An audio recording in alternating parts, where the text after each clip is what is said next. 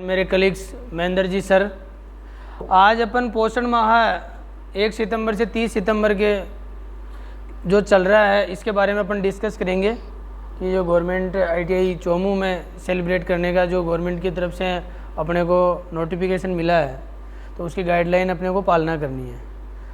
और यह जो पोषण अभियान है प्रधानमंत्री नरेंद्र मोदी जी के द्वारा चलाई गई स्कीम है। पोषण यदि किसी भी आदमी को, बच्चे को, किशोर हो, वयस्क हो, गर्भवती महिला हो, किशोरियाँ हो, उनको यदि पोषण प्रॉपर नहीं मिलता है तो उनसे क्या क्या बीमारियां हो सकती है। और इस पोषण अभियान के थ्रू यही लोगों में जागरूकता और अवेयरनेस करना है ताकि इस पोषण अभियान के द्वारा जो भारत में जो कुपोषण है जो चल रहा है इतने दिनों से, उसको 2022 तक थीम रखा है इसको ख़त्म करने का। उसके बाद में किसी को भी कुपोषण की बीमारी नहीं होना चाहिए, ठीक है ना। नेक्स्ट अपने इसमें जो थीम्स हैं, जेंडर सेंसिटिव वाटर मैनेजमेंट, मतलब लिंग संवेदनशील जल प्रबंधन, दूसरा महिला और स्वच्छता, तीसरा बच्चा और शिक्षा, पोषण भी और पढ़ाई भी, पोषण panchayat, traditional food for women and child, मतलब महिला और बच्चे के लिए परंपरागत भोजन। नेक्स्ट में अपने देखेंगे इसका जो नारा है वो है सही पोषण और देश रोशन, मतलब पोषण सही होगा तो ही अपने को देश में नाम रोशन होगा और देश भी आगे तक भी बढ़ पाएगा। यदि अपने को आरी बीमारियां रहेगी अपने को तो कैसे बढ़ पाएंगे अपन आगे। राष्ट्रीय पोषण दिवस कब मनाया जाता है? 5वें राष्ट्रीय पोषण माह का उद्देश्य जन आंदोलन को जन भागीदारी में बदलने और प्रधानमंत्री जी के सुपोषित भारत के विजन को साकार करने का है। महिला और बाल विकास मंत्रालय के द्वारा इसको मतलब कंट्रोल किया जा रहा है। इस पोषण अभियान के तहत 1 सितंबर से 30 सितंबर 2022 के मध्य 5वां राष्ट्रीय पोषण माह मनाया जा रहा है।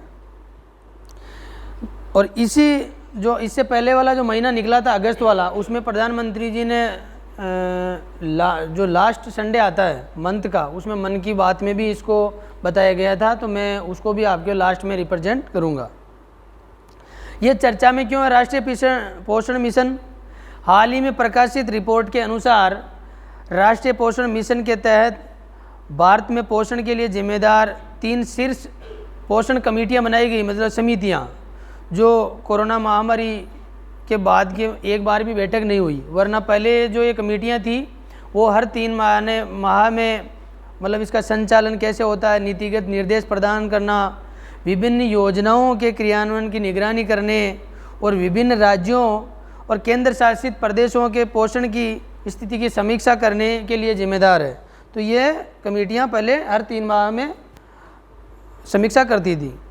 राष्ट्रीय पोषण मिशन के बारे में, नेशनल न्यूट्रिशन मिशन कुपोषण की समस्या को दूर करने के लिए भारत सरकार द्वारा पोषण अभियान की शुरुआत की गई थी। इसकी शुरुआत प्राइम मिनिस्टर नरेंद्र मोदी जी ने 8 मार्च 2018 को राजस्थान के झुंझुनू शहर से की।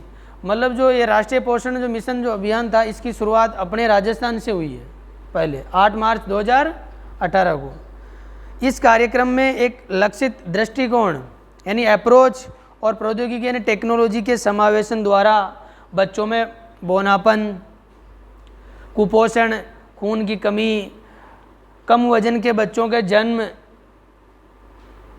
को रोकने के लिए प्रयास किए गए। इसके अलावा किशोरावस्था में लड़कियों, गर्भवती महिलाओं, स्तनपान कराने वाली महिलाओं पर ध्यान केंद्रित किया गया। इस प्रकार समग्र रूप से कुपोषण को रोकने के अपने को प्रयास किए गए। न्यूट्रिशन, नेशनल न्यूट्रिशन मंथ, अब इसमें आपको डायग्राम जो दिख रहा है जैसे sanitization, iron and folic acid supplement, nutrition, breast feeding, hygiene, right complementary foods, dietary diversity, iron and vitamin C rich foods, distribution of fortified foods. ये फिगर के माध्यम से अपने को यही संदेश मिलता है और जागरूक होना है कि अपने को प्रॉपर न्यूट्रिशन का ध्यान रखना है। और ये आपको अपने घर में, अपने मोहल्ले में, अपने दोस्तों को सबको बताना है इसके बारे में। ये क्योंकि 30 सितंबर तक अभियान चल रहा है। इसका मैंने पहले भी आपको बताया था नारा कि सही पोषण और देश रोशन, फिगर के माध्यम से, डायग्राम के माध्यम से अपने को यही संदेश लेना है और इस कुपोषण अभियान को आगे बढ़ाना है और भारत से इस कुपोषण बीमारी को भगाना है, ताकि यदि कुपोषण से बीमारियां नहीं होगी तो अपन डॉक्टर के पास नहीं जाएंगे, अपना अनावश्यक पैसा खर्च नहीं होगा, हेल्थी लाइफ जिएंगे। इन प्रोग्राम के माध्यम से अपने को यही संदेश मिलता है कि क्योंकि हर बीमारी में लाखों रुपए बर्बाद हो जाते हैं। 5 must have nutrition for a pregnant women, 5 type के ये फूड सप्लीमेंट है। Vitamin, protein, calcium, iron, multivitamins, folic acid and omega 3 fatty. जो प्रोटीन किस में होता है, कैल्शियम,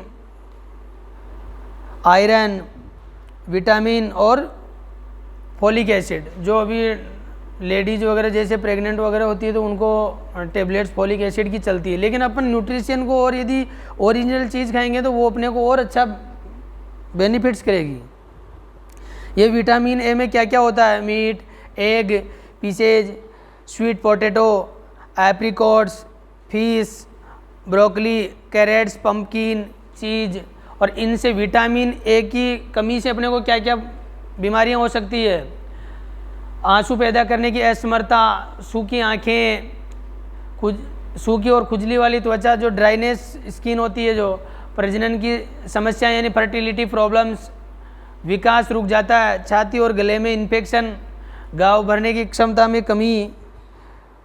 विटामिन बी से अपने को देखो, विटामिन बी के जो अपनों को प्रोडक्ट नहीं लेंगे, फूड सप्लीमेंट नहीं लेंगे तो अपने को क्या क्या बीमारियां हो सकती है, उल्टी, थकान, भ्रम, कब्ज, डायरिया, जीभ की चटक, लाल रंग, खुरदरी त्वचा, खराब पाचन, जीभ मिचलाना, पेट में क्रैम्प आदि बीमारियां अपने को हो सकती है। विटामिन बी12 की कमी से अपने को रेड ब्लड सेल्स की प्रॉब्लम, एनीमिया, मस्तिष्क और नर्वस सिस्टम की प्रॉब्लम हो सकती है।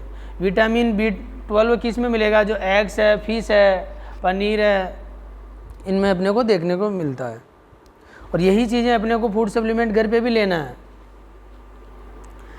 पोषण पर शीर्ष 3 समितियों के बारे में जो मैंने पहले बताया था कि 3 कमेटियां बनाई गई थी इस अभियान को, जो बाल विकास मंत्रालय द्वारा संचालित हो रहा है। तो राष्ट्रीय पोषण परिषद NNC नीति आयोग के उपाध्यक्ष राजीव कुमार की अध्यक्षता वाली इस परिषद में 12 केंद्रीय मंत्री और 5 मुख्यमंत्री बारी बारी से सम्मिलित किए जाते हैं। राष्ट्रीय पोषण मिशन की कार्यान्वयन की समिति, इस समिति की अध्यक्षता महिला और बाल विकास मंत्रालय के सचिव द्वारा की जाती है। थर्ड था national technical board on nutrition.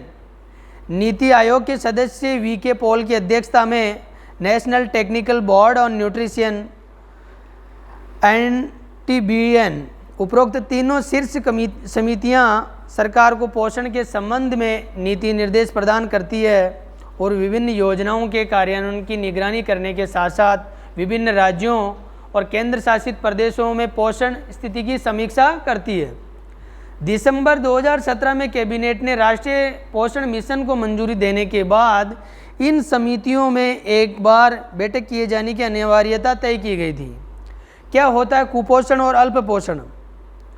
कुपोषण पोषण की ऐसी स्थिति जब व्यक्ति को आवश्यकता अनुसार कम पोषक तत्व मिले या आवश्यकता से अधिक पोषक, मतलब आपको यदि जो न्यूट्रिशन है ना ज़्यादा लोगे तो भी आपको हानिकारक है और कम लोगे तो भी हानिकारक है, और वो दोनों ही कुपोषण में आते हैं। मतलब कुपोषण में अल्प पोषण और अत्यधिक पोषण दोनों ही शामिल होते हैं। अल्प पोषण कुपोषण की ऐसी स्थिति जिसमें पोषक तत्व गुण व मात्रा में शरीर के लिए काफ़ी नहीं होते, यानी एक या एक से ज़्यादा पोषक तत्वों की कमी पाई जाती है, अल्प पोषण कहलाती है। मसलन आयरन की कमी से एनीमिया होना ये एग्जाम्पल के रूप में है।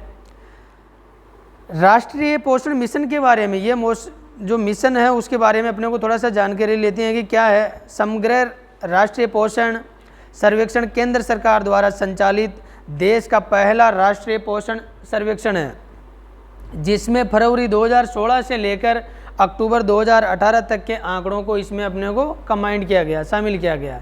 इस सर्वेक्षण के अनुसार देश में जन्मे 2 साल से कम के शिशुओं में 6.4% शिशु ऐसे हैं जिनमें न्यूनतम स्वीकार्य पोषक आहार मिल पाता है। मतलब अपने जो भारत में है 6.4% ऐसे बच्चे हैं जिनको जितना पोषक तत्व मिलना चाहिए वो भी कम मिलता है, क्योंकि जो गरीबी रेखा के नीचे जीवन यापन कर रहे हैं उनको प्रॉपर न्यूट्रिशन नहीं मिल पाते हैं। और अपन लोगों को इसी से ही अवेयरनेस और जागरूक होकर सबको यही संदेश देना है मानव जीवन, आपके दोस्तों को, घर पे, मोहल्ले में दोस्तों को, सभी को।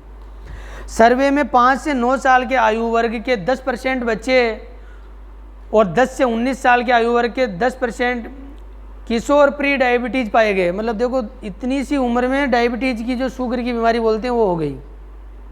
डायबिटीज़ के ठीक पहले की स्थिति को प्री डायबिटीज़ कहा जाता है। विशेषज्ञों का कहना है कि यदि अपने ध्यान नहीं दिया तो अगले 2 सालों में इन बच्चों और किशोरों में डायबिटीज़ की होने की प्रबल संभावना है। अभी तो केवल आपको लक्षण ही पाए गए, लेकिन ये 100% फिर श्योरिटी हो जाएगी। राष्ट्रीय पोषण मिशन के बारे में इसी आयु वर्ग में 5% ये मेरा कंप्लीट हो गया। और किशोर अधिक वजन मतलब ओवरवेट वाले समस्या से, कि छोटे छोटे बच्चे हेल्थी हो जाते हैं ना, तो वो भी पोषण की कमी के कारण ही होता है। जब अन्य 5% रक्तचाप से पीड़ित हैं, पहली बार ऐसा हुआ कि स्कूली बच्चों में मोटापा और कुपोषण की बीमारी एक साथ पाई गई। भारत पोषण के मामले में संक्रमण की स्थिति से गुजरात, तमिलनाडु और गोवा 2 ऐसे स्टेट हैं जहां पर किशोर मतलब जो 0 से लेकर 19 साल के आयु वर्ग के बच्चों में सबसे अधिक मोटापे की समस्या देखी गई। कहाँ? तमिलनाडु और गोवा स्टेट में। 4% किशोरों में उच्च कोलेस्ट्रॉल मतलब हाई कोलेस्ट्रॉल की समस्या पाई गई। नेक्स्ट, हाल ही में जारी राष्ट्रीय परिवार स्वास्थ्य सर्वेक्षण के पहले चरण के दौरान सर्वेक्षण किए गए 22 राज्यों में से 16 राज्यों में 5 वर्ष से कम आयु के बच्चे कम वजन और उम्र के अनुसार कम लंबाई और कम शारीरिक वृद्धि दर्ज की गई। मतलब उनका विकास भी कम हुआ और लंबाई भी नहीं बढ़ पाई, वजन भी उनका कम हुआ। राष्ट्रीय परिवार स्वास्थ्य सर्वेक्षण 2019-20 के पहले चरण के आंकड़ों में 17 राज्यों के बाल कुपोषण की स्थिति स्पष्ट की गई। आंकड़े बताते हैं कि कई राज्य बाल कुपोषण 5 वर्ष से नीचे के कई मानकों में नीचे चले गए। बाल कुपोषण में ये मानक निम्नलिखित है: चाइल्ड स्टंटिंग, चाइल्ड वेस्टिंग का मतलब बच्चों में दुबलापन, चिल्ड्रन अंडरवेट मतलब ओवरवेट होना, चाइल्ड मोर्टिलिटी रेट शिशु मृत्यु दर। उल्लेखनीय है कि बाल कुपोषण के उक्त मानकों का ग्लोबल हंगर इंडेक्स जैसे कई वैश्विक सूचकांकों में उपयोग किया जाता है। चाइल्ड वेस्टिंग यानी बच्चों में दुबलापन मानक में बच्चों की लंबाई के अनुपात में उनका वजन BMI बॉडी मास इंडेक्स मापा जाता है। भारत में चाइल्ड वेस्टिंग की दर पहले से ही ज़्यादा रही है। विभिन्न उपायों के बावजूद भारत में चाइल्ड वेस्टिंग की दर कम होने की बजाय बढ़ रही है। उसके बाद नेक्स्ट है अपना, कई राज्यों में जैसे तेलंगाना, केरल, बिहार, असम और केंद्र शासित प्रदेश जम्मू कश्मीर प्रदेश में चाइल्ड वेस्टिंग की दर में इजाफा हुआ है, जबकि महाराष्ट्र और पश्चिम बंगाल इस मानक पर स्थिर बने हुए हैं। चाइल्ड स्टंटिंग बच्चों में यानी नाटापन यानी कम लंबाई मानक में उम्र के अनुपात में बच्चों में वृद्धि मापी जाती है। सर्वेक्षण के आंकड़ों के मुताबिक तेलंगाना, गुजरात, केरल, महाराष्ट्र और पश्चिम बंगाल में चाइल्ड स्टंटिंग का अनुपात बढ़ा है। चाइल्ड मोर्टिलिटी रेट शिशु मृत्यु दर का मतलब 1000 जीवित बच्चों के जन्म आयु वर्ग 1 से 5 वर्ष पर होने वाली मौतों की संख्या सर्वेक्षण के आंकड़ों के मुताबिक वर्ष 2015-19 की अवधि में इस मानक में कोई खास सुधार नहीं हुआ था। चिल्ड्रन अंडरवेट यानी बच्चों की लंबाई की तुलना में कम वजन, लंबाई भी कम की तुलना में वजन बिल्कुल कम हो, दुबला पतला के मामले में बच्चों की लंबाई के अनुपात में उसका वजन BMI मापा जाता है। इसमें भी कई बड़े राज्य जैसे गुजरात, महाराष्ट्र, पश्चिम बंगाल, तेलंगाना, असम और केरल में बढ़ोतरी दर्ज हुई है। International food policy research institute के एक अध्ययन के मुताबिक स्टंटिंग की समस्या जिला स्तर पर अलग अलग है, यानी डिस्ट्रिक्ट लेवल पर अलग अलग है। लगभग 40% जिलों में स्टंटिंग का स्तर 40% से ऊपर है। उत्तर प्रदेश सूची में सबसे ऊपर है। लगभग 10 में से 6 जिलों में स्टंटिंग की उच्चतम दर है। नेक्स्ट है, कुपोषण की समस्या से निपटने के लिए सरकार के मतलब क्या प्रयास है। राष्ट्रीय पोषण रणनीति साल 2017 की राष्ट्रीय पोषण रणनीति का उद्देश्य 2022 तक भारत में कुपोषण मुक्त देश बनाना, भारत देश को, मतलब 2022 ये लास्ट सेशन दिसंबर तक। सेकंड, प्रधानमंत्री मातृत्व वंदना योजना। भारत सरकार ने मातृत्व सहयोग के मकसद से प्रधानमंत्री मातृत्व वंदना योजना शुरू की गई है। इस योजना में गर्भवती और स्तनपान कराने वाली माताओं को पहले जीवित जन्म के लिए, बच्चे के जन्म के लिए 6,000 रुपये की आर्थिक सहायता दी जाएगी। पोषण अभियान, इस अभियान को 8 मार्च 2018 में राजस्थान से जो लॉन्च किया गया था, ये मैंने पहले बता दिया था, और महिला एवं बाल विकास मंत्रालय के द्वारा एक फ्लैगशिप कार्यक्रम है और इसका मेन उद्देश्य है बच्चों में और महिलाओं में खून की कमी और एनीमिया को दूर करना। राष्ट्रीय खाद्य सुरक्षा अधिनियम, इसका मकसद लोगों को सस्ती दर पर पर्याप्त मात्रा में बेहतर खाद्यान्न उपलब्ध कराना। जो आपके राशन के द्वारा जो आपको खाद्यान्न मिलता है ना, वो गवर्नमेंट के द्वारा ही, ताकि उन्हें खाद्य और पोषण सुरक्षा मिले और वे सम्मान के साथ जीवन जी सके। इस कानून का खास जोर गरीब से गरीब व्यक्ति, महिलाओं और बच्चों की ज़रूरतें पूरी करने पर है। जैसे आंगनबाड़ी है, आंगनबाड़ी में भी तो पोषाहार मिलता है ना, गर्भवती महिलाओं को, बच्चों को भी मिलता है, छोटे छोटे बच्चों को पढ़ाते भी आंगनबाड़ी में पोषाहार मिलता है। आपको राशन के द्वारा चावल गेहूँ भी मिलते हैं। तो ये गवर्नमेंट की फ्लैगशिप योजनाओं में आते हैं। मध्याह्न भोजन, स्कूलों में भी अभी दूध का भी अपने स्कीम आया था। उसके अलावा दूध स्कूलों में भोजन वगैरह भी करवाए जाते हैं।